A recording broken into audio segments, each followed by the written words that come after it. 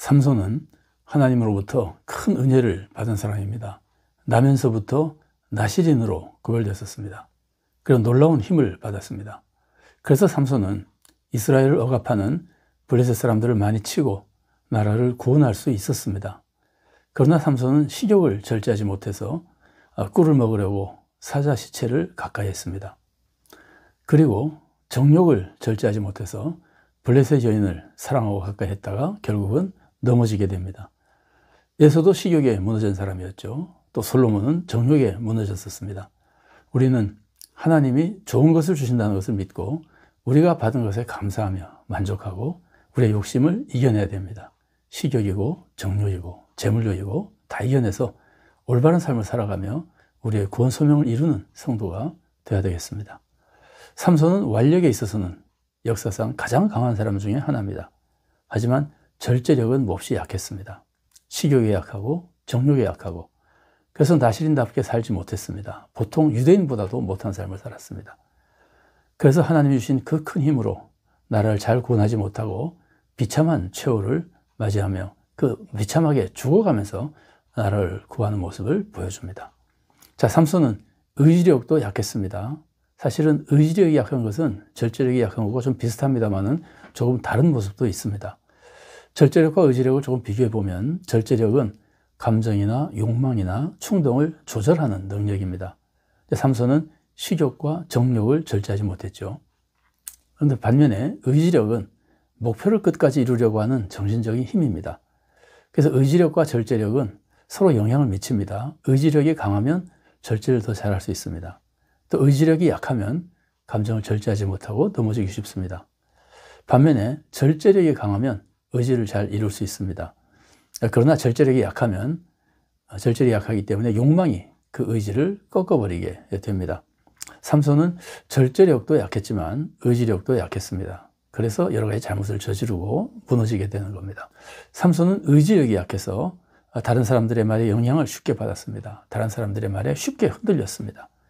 그러니까 내가 의지력이 강하면 내가 옳다고 믿는 것을 쭉 밀고 나갈 수 있을 텐데 의지력이 약하니까 내가 이것이 옳다고 생각하면서도 다른 사람들의 말에 자꾸 휘둘린다는 말이죠. 우리가 흔히 말하는 귀가 얇은 것과 좀 비슷하다고 볼 수 있습니다. 여러분, 의지력이 강하면 남들이 뭐라고 해도 자기가 옳다고 하는 것을, 자기가 옳다고 믿는 것을 쭉 진행해 나갈 수 있고 성취할 수 있게 됩니다.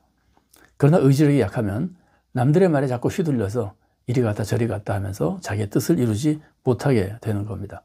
자, 삼손의 모습 보십시오. 삼손은 신혼 때 블레셋 청년 30명과 수수께끼로 내기를 하죠. 그때 아내가 알려달라고 했습니다만은 삼손이 처음에는 알려주지 않겠다 그럽니다. 그러나 아내가 계속 울면서 알려달라 그러니까 결국은 답을 알려주고 그것 때문에 블레셋 사람들에게 내기에서 지게 됩니다. 자, 사사기 14장 17절 말씀입니다.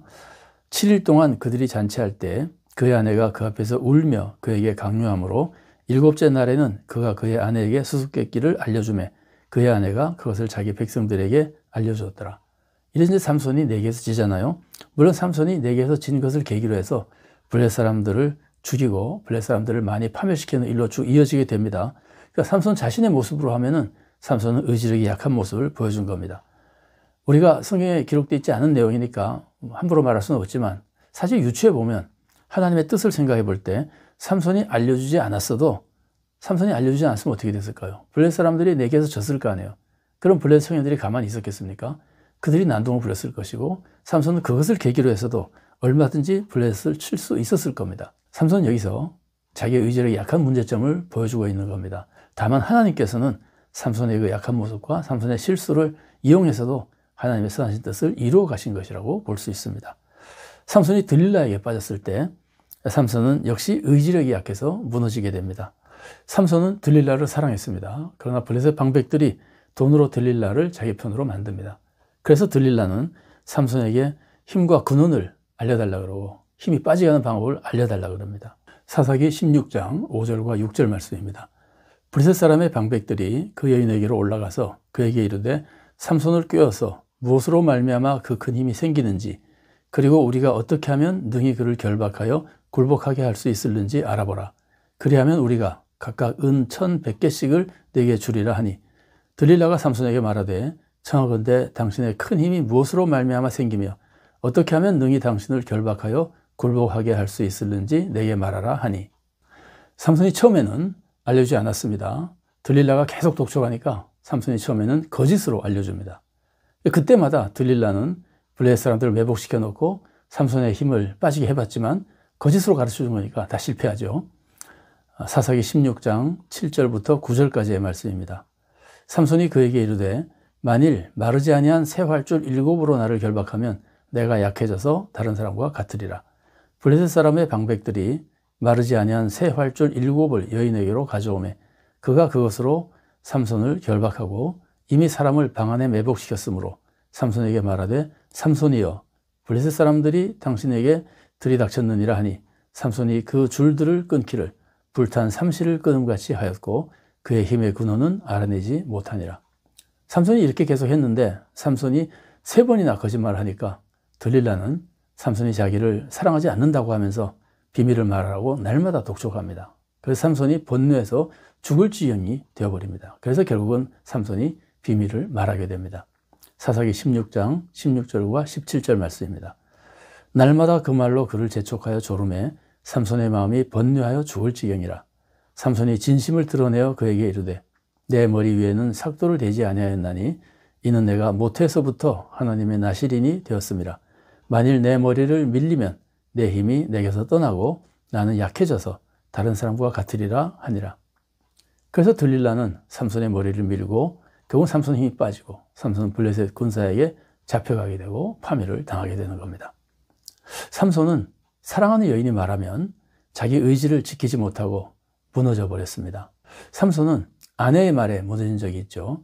아내의 말에 무너져서 비밀을 말하게 된 것은 정욕 때문이라기보다는 가족에 대한 사랑 때문이라고 볼 수도 있습니다. 우리는 당연히 가족을 사랑해야 됩니다. 그러나 가족을 사랑한다 하더라도 가족 사랑 때문에 하나님의 뜻을 어기면 안 되는 겁니다. 예수님이 이것을 분명히 가르쳐 주셨습니다. 마태복음 10장 37절 말씀입니다. 아버지나 어머니를 나보다 더 사랑하는 자는 내게 합당하지 아니하고 아들이나 딸을 나보다 더 사랑하는 자도 내게 합당하지 아니하며. 우리는 이웃을 사랑해야 됩니다. 또 교회를 사랑해야 됩니다. 그러나 이웃 사랑이나 교회 사랑 때문이라도 하나님의 뜻을 어기면 안 되는 겁니다. 갈라디아서 1장 10절 말씀입니다. 이제 내가 사람들에게 좋게 하랴 하나님께 좋게 하랴 사람들에게 기쁨을 구하랴. 내가 지금까지 사람들의 기쁨을 구하였다면 그리스도의 종이 아니니라. 진정한 그리스도의 종은 사람의 기쁨, 사람의 유익을 구하는 것이 아니라 하나님의 기쁨과 하나님의 뜻만을 구하는 겁니다. 여러분 주기철 목사님 보십시오. 주기철 목사님은 신사참배를 반대하고 우상숭배를 거부해서 정말 위대한 신앙의 모범을 보여준 우리의 신앙의 선조입니다. 그런데 주기철 목사님이 우상숭배를 끝까지 거부할 수 있었던 것은 가족 사랑을 극복했기 때문입니다. 교회 사랑을 극복했기 때문입니다. 자기 자신의 사랑을 극복했기 때문입니다. 자기 목숨을 잃더라도 하나님의 뜻을 버리지 않은 거죠. 가족들이 고난을 당해도 하나님에 대한 사랑을 버리지 않았습니다.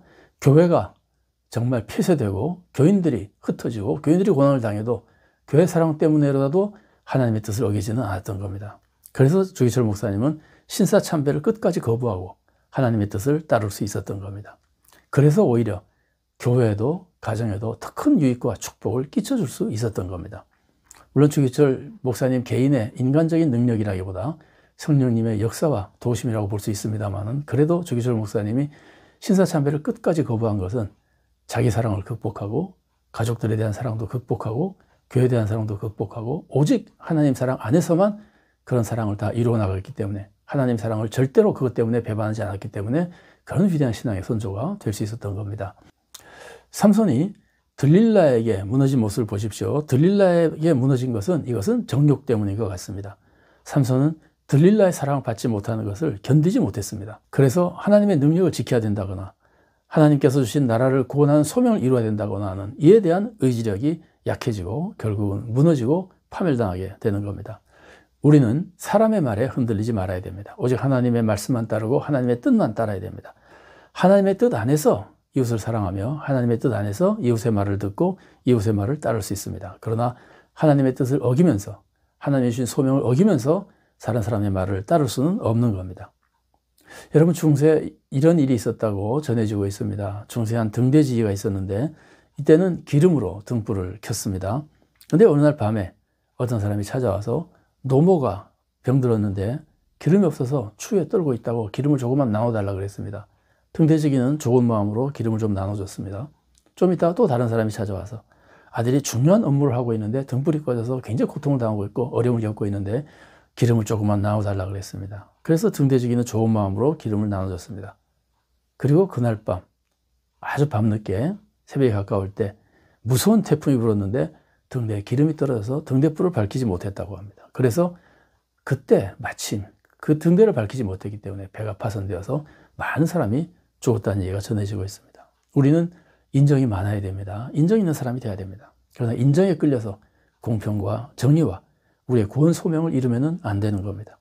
혈연에 따라서 학연에 따라서 지연에 따라서 공정을 이루면 안 되는 겁니다. 교회의 직분 세습 같은 것은 교회에서 절대로 있으면 안 되는 겁니다. 우리는 오직 하나님의 뜻을 이루어드리려는 의지력을 가지고 하나님의 뜻대로 살아가며 하나님의 뜻을 이루기 위해 소명을 이루어가는 복된 성도로 살아갈 수 있기를 바랍니다.